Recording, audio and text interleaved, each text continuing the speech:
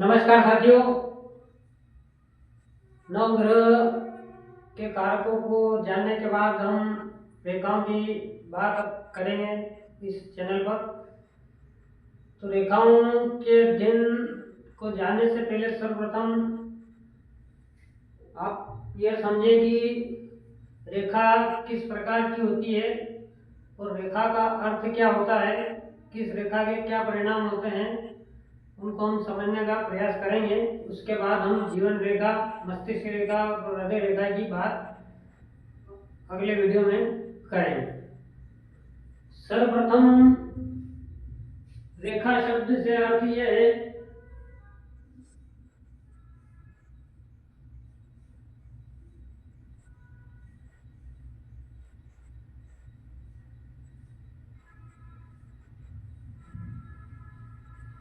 हमने जहाँ तक भी पढ़ाई करी है, अधिकतर हमने रेखा शब्द को इस स्वरूप में देखा है कि आड़ी खींची हुई लकीर को हम रेखा कहते हैं, परंतु यह इसका एक रूप है। रेखा कितने प्रकार की बनती है, इसके बहुत सारे वेरिएशन हैं। यह रेखा आपको गणित विषय में सब्जेक्ट में देखने को मिली होगी, जिसका अत्यधिक महत्व होता है, परंतु इस शास्त्र के अंतर्गत इस रेखा को शुभ नहीं बताया है। सबसे पहले हम बात करेंगे वर्टिकल लाइन की, जिसे हम खड़ी रेखा कहते हैं।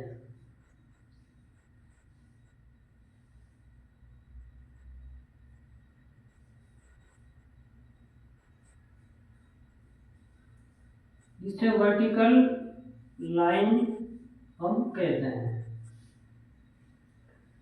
खड़ी रेखा से आशय है एक सीधी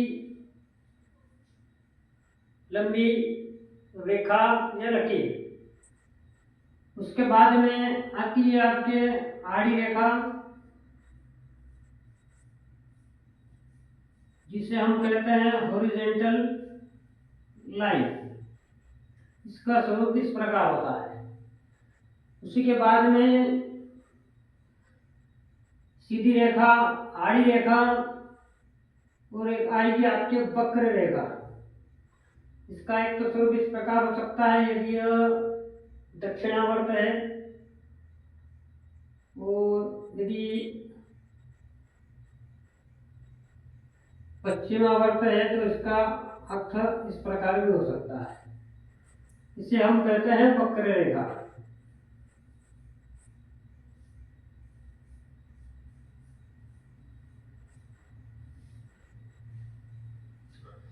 इन तीनों रेखाओं में समानता क्या है, इन तीनों रेखाओं के अंतर्गत क्या विभिन्नता है, इन तीनों को हम समझने का प्रयास करेंगे।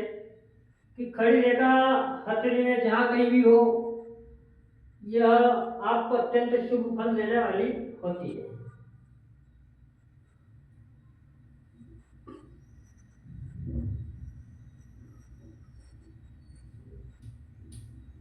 यह 100% आपको शुभ फल प्रदान करती है, जहां भी होती है उस भाग को लेकर, उसके कारक तत्वों को लेकर। इसलिए हस्तरेखा शास्त्र में सामुद्रिक हस्तरेखा शास्त्र के अंतर्गत इसे अच्छी रेखा कहा गया है, उन्नति की रेखा कहा गया है, इसे ऊर्ध्व रेखा भी कहा गया है। दूसरे नंबर पर जो आड़ी रेखा होती है, इसे अशुभ कहा गया है। शुभ रेखा खड़ी जितना आपको सफलता देती है, यह उतनी ही आपको विफलता प्रदान करती है।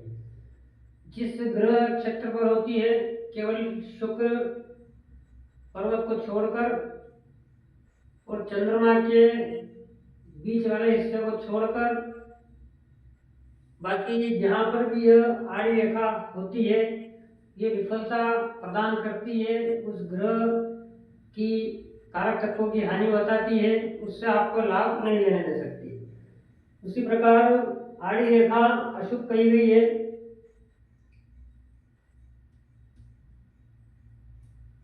ज्योतिष के अंतर्गत, पानिष्ठ्य के अंतर्गत शास्त्र के अंतर्गत देश, काल, परिस्थिति और समय का बहुत महत्व होता है। इसलिए कोई भी फलादेश करने से पहले देश, वहाँ के वातावरण, रहन सहन और समय का ज्ञान होना अति आवश्यक है, क्योंकि प्रकृति में कुछ भी समान नहीं है, सब असमानताएं हैं। तो केवल शुक्र पर्वत को छोड़कर और चंद्रमा के एक बीच वाले हिस्सों को छोड़कर जहाँ कहीं भी यह रेखा होती है, विफलता, अशुभता प्रदान करती है। उसी के बाद में जो तीसरा नंबर की रेखा आती है, जिसे हम कहते हैं वक्र रेखा, इसे हम हिंदी में तिरछी रेखा भी कहते हैं,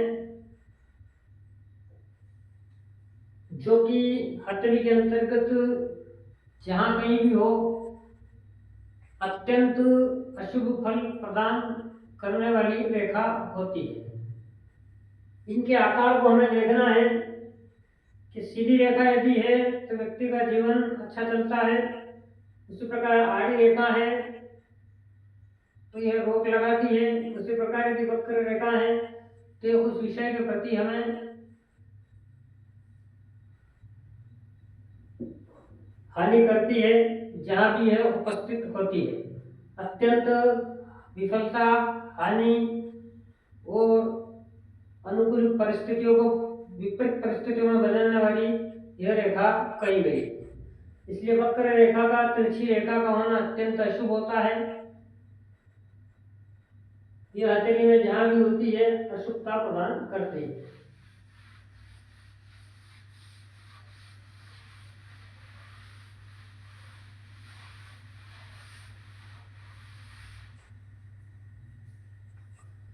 इसी के बाद में यदि सीधी खड़ी रेखा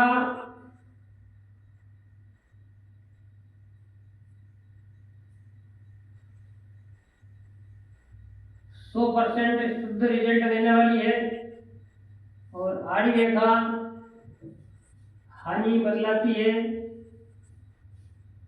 और वक्र रेखा जो होती है अत्यंत कष्ट और नष्ट बताती है।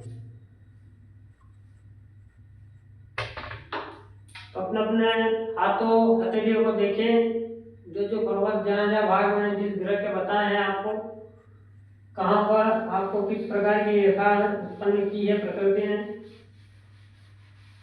और होने के बाद ऐसा क्या करें कि उनका निराकरण हो, कमेंट कर आप अवश्य बताइए। अधिक से अधिक वीडियो को शेयर करें, सब्सक्राइब करें। धन्यवाद।